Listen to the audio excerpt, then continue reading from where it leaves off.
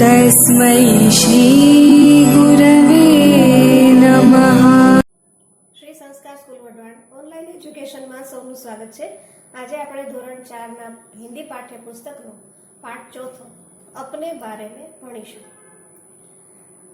તમને અહીં તમારી માહિતી હિન્દીમાં લખવાનું કહ્યું છે અથવા શીખવ્યું છે। જ્યાં જ્યાં તમને ખાલી જગ્યા દેખાય છે ત્યાં ત્યાં તમારે તમારી માહિતી ભરવાની છે। અહીં તમારો ફોટોગ્રાફ લગાવવાનો છે। મેરા નામ, પછી અહીં તમારું નામ લખવાનું છે હે એવું વાક્ય બનશે।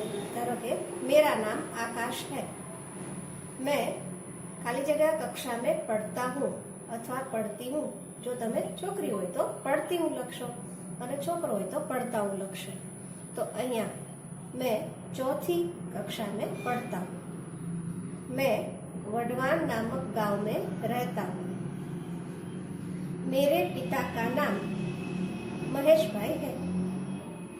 मेरी माँ का नाम वंदना बहन है। मेरे भाई का नाम तुषार है।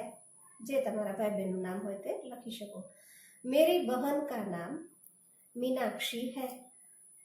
मेरे चाचा का नाम रमेश भाई है। मेरी बुआ का नाम जानकी बहन है। આવી રીતે તમારે તમારી માહિતી પૂર્ણ કરવાની છે। आपके परिवार में कौन कौन है, सही या गलत चिन्ह लगाइए। જેમ કે તમારા પરિવારમાં માતા છે તો તમે ખરું કરો છો, પિતા છે તો ખરું કરશો, ભાઈ હોય તો ખરું, ન હોય તો ખોટાનું ચિહ્ન કરવાનું છે। એવી રીતે બહન, દાદી, દાદા, ચાચા, ચાચી, નાના, નાની, ફૂફા और बुआ।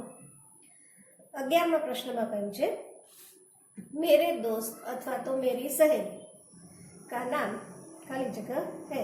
दोस्तનું નામ ધારો કે આશુતોષ હોય તો તમે એનું નામ લખશો। मुझे फुटबॉल खेलना पसंद है अथवा तो તમારી ગમતી રમતનું નામ લખી શકો। मेरे अध्यापक अथवा अध्यापिका का नाम खाली जगह है। તમે તમારા વર્ગ શિક્ષકનું અથવા તો શિક્ષિકા બહેનનું નામ લખી શકો।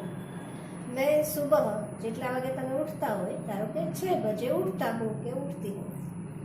मैं તમે જે બનવા ઈચ્છતા હોય મોટા થઈને તે લખવાનું છે। ધારો કે मैं पायलट बनना चाहता हूँ अथवा तो मैं पायलट बनना चाहती हूँ।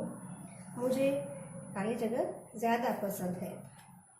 घूमना फिरना જે પણ તમે લખી શકો। પછી જેમ કે રમતમાં ક્રિકેટ ज़्यादा पसंद है એમ લખી શકો। मुझे खिलाड़ी तो सचिन। पढ़ने में कहानी ज़्यादा पसंद है। खाने में चटपटा खाना या मिठाइयाँ खाना पसंद है। गाना तो कविता या भजन गाना। देखना तो अच्छी जानकारी देने वाले टीवी प्रोग्राम्स। मिलना तो दोस्तों या रिश्तेदारों से मिलना। आपको कौन सा रंग पसंद है, नीला, गुलाबी इत्यादि। और मुझे नापसंद है, आपकी नापसंद भी कहनी है, जैसे झूठ बोलना या अस्वच्छ रहना, आलसी होना या देर रात तक जागना। यह शायद आपको नापसंद हो तो यह लिखना है।